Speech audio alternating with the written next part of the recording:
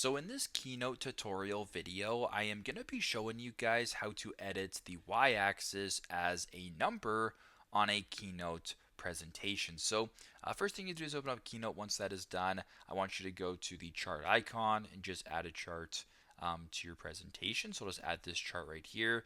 Now by default, it actually does go to numbers right here. So you have 100, 75, 50, etc. But if you want to change it or play around with it, press on the chart right here. Make sure that the axis button is selected, so press on axis right here, and scroll down to where it says value label. So by default it says numbers. It could potentially be none. In that case, just press down, press the numbers right here.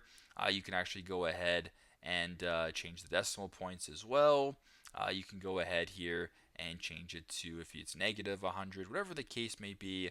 It is completely up to you guys. So that's the simplest way to do it, I would say, is just go to value labels right here and make sure that number is selected. So for example, if you have currency and you want to change it back to numbers, just press on numbers and it's right in front of you.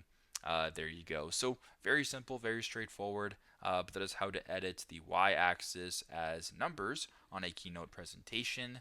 Thanks again for watching, and I hope this video helps.